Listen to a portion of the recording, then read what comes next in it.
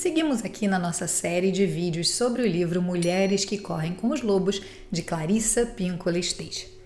Se você caiu aqui de paraquedas e ainda não viu os conteúdos anteriores, no final desse vídeo você pode assistir outros conteúdos da série nessa mesma playlist. E eu te convido que você faça isso no final. Hoje a gente vai falar do 8º capítulo do livro, intitulado A Preservação do Self, a identificação das armadilhas, arapucas e iscas envenenadas. E nele a gente vai explorar o conto Os Sapatinhos Vermelhos.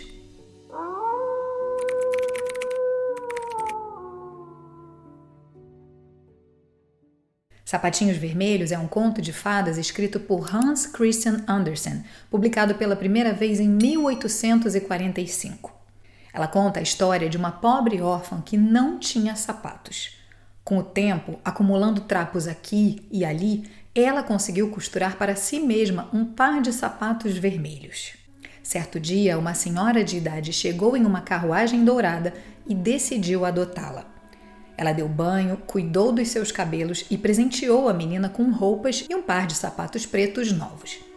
Quando a menina perguntou sobre os seus sapatinhos que tanto adorava, a senhora disse que tinha jogado fora. A menina ficou triste porque os seus sapatinhos feitos à mão a deixavam muito feliz. Mas o tempo passou. No dia da sua crisma, a senhora levou a um velho sapateiro para que fizesse sapatos especiais para a ocasião. Na sua vitrine tinha um par de sapatos vermelhos lindos e reluzentes, que apesar de não caírem bem para uma crisma, a fizeram desejá-lo a todo custo. Com a vista já cansada pela idade, a senhora não reparou na cor dos sapatos e acabou pagando por eles. Os sapatinhos vermelhos brilhavam como maçãs polidas, como corações, como ameixas tingidas de vermelho. E todos na igreja olhavam para os pés da menina meio carrancudos, reprovando os seus sapatinhos. A menina, por outro lado, começava a gostar mais e mais dos seus novos sapatos. Na semana seguinte, quando ela saiu da igreja mais uma vez com os sapatos que eram desaprovados por todos, ela cruzou o caminho com um velho soldado com um braço numa tipóia. O soldado, ferido, exclamou: "Que belas sapatilhas você tem!" Essas palavras de aprovação fizeram com que ela desse pequenos rodopios com os sapatos. Só que depois que seus pés começaram a se mexer, eles não pararam mais. Os sapatos a forçaram a dançar incontrolavelmente, e ela não conseguia detê-los, mesmo quando estava exausta e queria parar. Finalmente, a velha senhora conseguiu tirá-los dos pés da menina e colocou no alto de uma prateleira. Não muito tempo depois, quis o destino que a velha senhora caísse doente. E assim que os médicos saíram, a menina olhou para os sapatos no alto do armário e sentiu um desejo ardente de colocá-los mais uma vez em seus pés, acreditando que eles não lhe fariam mal. Só que no instante em que ela os calçou, a menina começou a dançar novamente. E assim continuou dançando e dançando e dançando sem parar. Por onde quer que passasse, lá estava a menina a dançar. E dançava porque não podia deixar de dançar. Totalmente exausta e apavorada, ele entrou dançando na floresta onde morava o carrasco da cidade. E assim que chegou na sua casa e viu o machado preso na parede, ela suplicou: "Por favor, corte fora meus sapatos para me livrar deste destino horrível." O carrasco cortou as tiras dos sapatos com seu machado, mas ainda assim eles não saíam do pé da menina de jeito nenhum. Desesperada, a menina pediu que ele lhes amputasse os pés. E assim, os sapatos vermelhos seguiram dançando floresta adentro, enquanto a menina aleijada nunca mais ansiou por sapatos vermelhos. Bora entender o que paira por trás dessa história, como a gente sempre faz por aqui? Começando pela carruagem dourada da velha senhora. No simbolismo dos arquétipos, a carruagem é uma imagem literal, um veículo que transporta alguma coisa de um lugar para o outro. O ato de subir na carruagem dourada da velha senhora mostra que tem algo mais confortável sendo ofertado, mas na verdade o dourado esconde um cativeiro para a menina. A carruagem aí representa as tentações nas quais a gente cai em busca de algo melhor, sem ter a consciência de que o que a gente já tem é exatamente aquilo que a gente deseja. O desejo de uma vida melhor é natural para o ego. Por outro lado, para tudo tem um preço, e no caso da menina, morar com a velha senhora é tornar-se alguém bem comportada, calando seu espírito criativo. A velha senhora aí também é a representação do coletivo.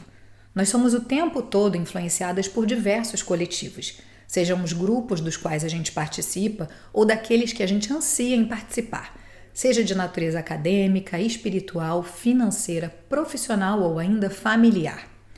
O nosso desafio em defesa da alma selvagem e do nosso espírito criador consiste em não nos fundirmos com o coletivo, mas em nos distinguirmos dos que nos cercam, construindo pontes até eles conforme a gente deseja. E os grupos com quais a gente deve nos relacionar serão aqueles que proporcionarem maior apoio à nossa alma e à nossa vida criativa. Agora vamos aos sapatos.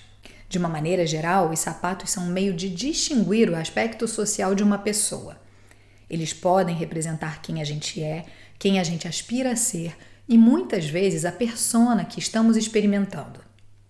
O simbolismo arquetípico dos sapatos remonta à antiguidade, quando os sapatos eram um sinal de autoridade. Os governantes os possuíam e os escravos não. Mesmo hoje em dia, no mundo moderno, costuma-se avaliar a inteligência e a capacidade de uma pessoa com base nos seus sapatos. Já os pés representam mobilidade e liberdade. Ter sapatos para cobrir os pés é ter convicção nas nossas crenças e os meios necessários para segui-las. O vermelho aí representa a cor da vida e do sacrifício. Para levar uma vida vibrante, a gente precisa fazer sacrifícios de diversos tipos. Para criar, é preciso sacrificar a superficialidade, alguma segurança e, com frequência, o nosso desejo de sermos apreciadas para fazer vir à tona os nossos insights mais fortes e as nossas visões mais amplas.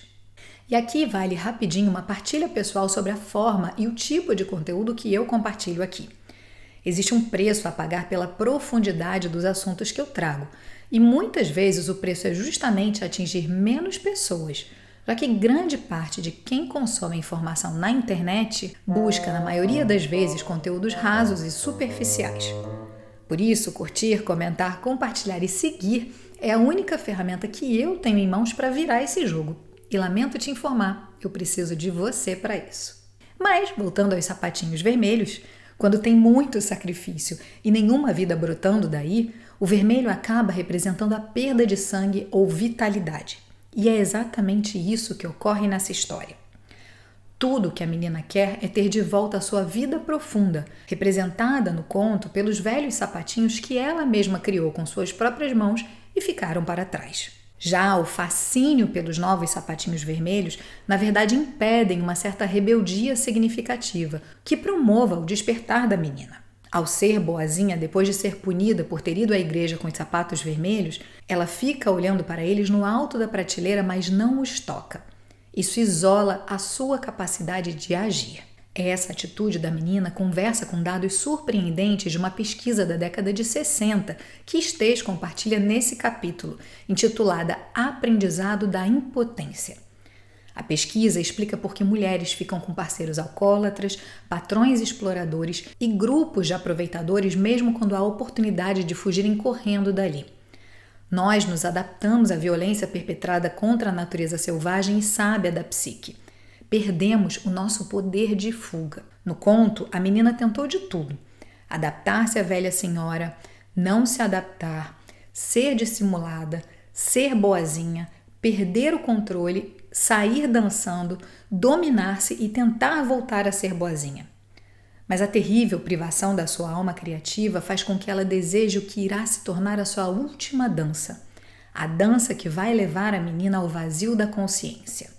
Quando a mulher não tem consciência da própria privação, ela está dando sem parar. Essa história chama a atenção para as armadilhas e venenos com os quais a gente se envolve com facilidade quando estamos sem proteção da alma selvagem. Sem uma participação da natureza selvagem, a gente definha e cai em uma obsessão pelo que nos faça nos sentir melhor, pelo que nos deixe em paz ou por qualquer um que nos ame. A perda dos sapatos vermelhos feitos à mão representa a perda da vitalidade passional e da vida que ela projetou para si mesma. Ela era pobre, porém criativa, pois estava encontrando o seu próprio jeito de ser. Os sapatinhos aí representam a fome da alma que pode nos levar a optar por aquilo que nos fará sair dançando descontroladas por aí ou ainda chegar perto demais da porta do carrasco. Se uma mulher tem de ser bem educada e só se senta com os joelhos bem juntinhos, Se ela passar uma vida inteira no modo de autocontrole, é preciso ter cuidado. No momento em que ela se libertar, não haverá bebida ou comida para saciar todos os seus desejos, e ela fará de tudo para aproveitar muito seu tempo de liberdade. Quando uma mulher passa muito tempo sem suprir as suas necessidades criativas, ela começa a se exceder, seja no que for: álcool, drogas, raiva, espiritualidade, opressão generalizada, promiscuidade, estudo, criação, controle, forma física, comida pouco saudável e outros excessos. Para ela, há em algum lugar um belo e perigoso par de sapatos vermelhos. Ela vai apanhá-los onde o encontrar. E esse é o grande problema da privação. Se alguma coisa der a impressão de preencher o anseio, a mulher vai agarrá-la sem se questionar. A vida sombria ocorre quando escritoras, pintoras, bailarinas, mães, cientistas, místicas, estudantes ou artistas param de escrever, de pintar, de dançar, de cuidar dos filhos, de pesquisar, observar, aprender, praticar, porque aquilo não saiu como planejado ou porque não obteve o reconhecimento merecido ou ainda por qualquer razão. Quando a mulher percebe que não pode se dedicar abertamente àquilo que ela deseja, ela começa a levar uma estranha vida dupla, simulando um comportamento à luz do dia e agindo de outro modo quando tem a oportunidade. A mulher pode ser educada e até mesmo cínica por fora, enquanto sofre de uma hemorragia interna. Ela pode também ter uma vida secreta, porque a vida real não tem espaço suficiente e é prejudicial à sua vitalidade.